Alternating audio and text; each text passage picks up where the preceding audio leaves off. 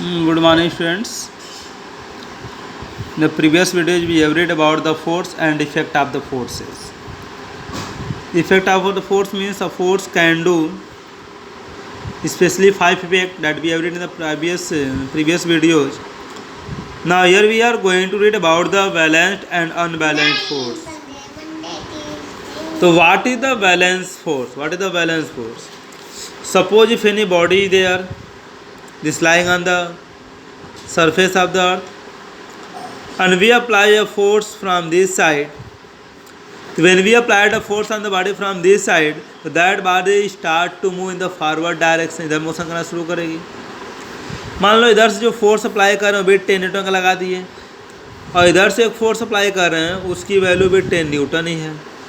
तीसरी बॉडी भी 10 पे 10 न्यूटन फोर्स लगा रहे हैं, 10 पे 10 न्यूटन फोर्स लगा रहे हैं, तब बॉडी में मूवमेंट नहीं होगा. बॉडी क्या होगा, अपने पोजिशन पे ही पड़ी रह जाएगी.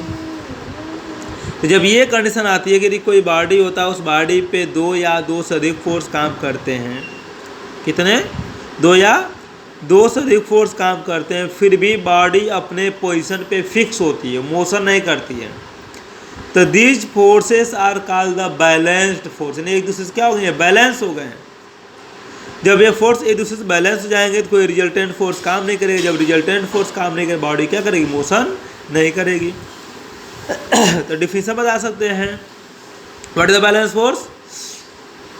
If two or more than two forces, if two or more than two forces acting on a body and body does not change its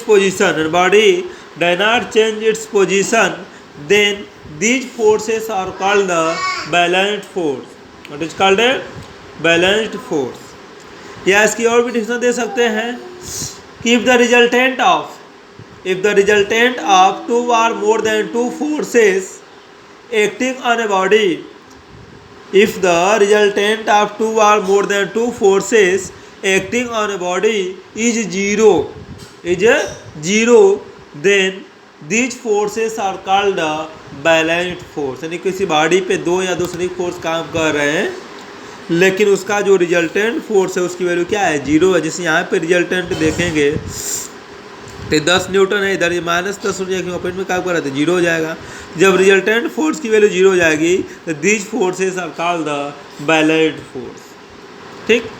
यदि किसी बॉडी पे बैलेंस फोर्स काम करता है तो बॉडी अपना पोजीशन चेंज नहीं करती है, यानी उसके पोजीशन में कोई चेंजिंग नहीं होगी. यदि वो रेस्ट में है तो रेस्ट में ही रहेगी, यदि वो मोशन में है तो मोशन में ही कांस्टेंट स्पीड से मोशन करती रहेगी, कोई इसमें चेंजिंग नहीं होगा. लेकिन जब किसी बॉडी पे बैलेंस फोर्स काम करता है तो due to the balance force body का शेप और साइज चेंज हो सकता है. यदि किसी बॉडी पे बैलेंस फोर्स काम कर रहा है तो उस बॉडी का शेप और साइज क्या होगा, चेंज होगा. इस मान लो कि हमारे पास बैलून है, इधर से फोर्स लगा, इधर से फोर्स लगा, दबाएंगे तो क्या होगा, इसका शेप जो होगा दब के चेंज हो जाएगा.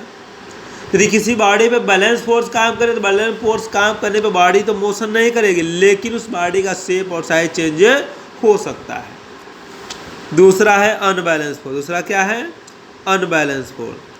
तो अनबैलेंस फोर्स की भी वही डिफिनेशन है कि जब किसी बॉडी पे 2 या 2 से अधिक फोर्स काम करते हैं और बॉडी किसी डायरेक्शन में मोशन कर, जिस मान लो हमारी कोई बॉडी है, इधर से लगा लिए 10 न्यूटन और इधर से लगा दिए हम लोग कितना 7 न्यूटन.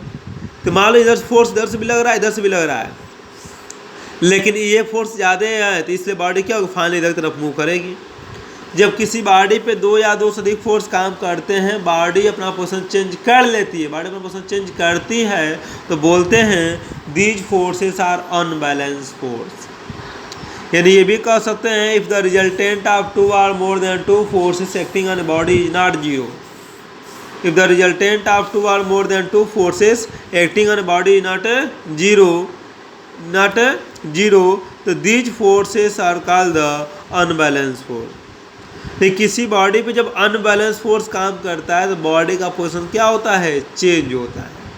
तो अब से हम एक पॉइंट भी याद रखेंगे, यदि किसी भी बॉडी का पोजीशन चेंज कराना है तो पोजीशन चेंज कराने के लिए क्या करना होगा, उस बॉडी पे अनबैलेंस फोर्स को अप्लाई करना होगा. यदि अनबैलेंस फोर्स काम करेगा तो बॉडी का क्या होगा, पोजीशन चेंज होगा, और नहीं तो बॉडी का पोजीशन चेंज नहीं होगा.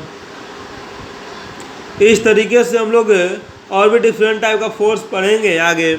जैसे होता है contact force, non contact force. और हम बात करते हैं जो बुक में ना भी दिया है लेकिन हम लोग जान लेते हैं केवल। फोर्स की और भी कैटेगरी होती है, कांटेक्ट फोर्स, एक होता है non contact force. Contact force का मतलब ही है, कांटेक्ट मतलब टच में आना, उसके कांटेक्ट में आना। जब किसी बॉडी पे यदि हमको फोर्स अप्लाई करना, लेकिन वो फोर्स का इफेक्ट तभी काम करेगा जब वो क्या किसी बॉडी के कांटेक्ट में आएगी, तो उसे बोलते हैं क्या, कांटेक्ट फोर्स। जैसे फ्रिक्शन, जब एक बॉडी किसी दूसरी बॉडी के सरफेस पे रब होता है तो उनके सरफेस के बीच में फ्रिक्शन काम करता है। अब जो फ्रिक्शन फोर्स है उन दोनों बॉडी के सरफेस के बीच में काम करता है। तो ये तभी काम करता है जब एक बॉडी किसी दूसरे की बॉडी के ऊपर मोशन करती है, नहीं जब उसके कांटेक्ट में आती है। ठीक, तो यानी जो फ्रिक्शन फोर्स है वो कांटेक्ट फोर्स का एग्जाम्पल है। ऐसे किसी बॉडी को हमको हाथ से अपने क्या करना, पुल करना है या पुश करना है, तो क्या करना पड़ेगा, पुल करने के लिए उसको क्या करना पड़ेगा, अपनी तरफ उसको पकड़ के खींचना पड़ेगा, नहीं कांटेक्ट फोर्स हो गया। लेकिन कुछ ऐसे भी फोर्स हैं जो बिना टच किए हुए, बिना कांटेक्ट का ही क्या करते हैं, काम करते हैं। तो उस तरह के फोर्स को बोलते हैं नॉन कांटेक्ट फोर्स। क्या बोलते हैं, non contact force. For example बात कर सकते हैं मैग्नेटिक फोर्स। देखते हो एक मैग्नेटिक यहाँ पे है, तो यहाँ पे यदि आयरन की नेल है तो उसको क्या करो, दूर से अपनी तरफ खींच लेता है, अट्रैक्ट करता है। ग्रेविटेशनल फोर्स, ऊपर कोई स्टूल को छोड़ते हैं तो अर्थ पे की तरफ अट्रैक्ट होता है, अर्थ को खींचती है अपनी तरफ, बिना कांटेक्ट का ही खींचती है।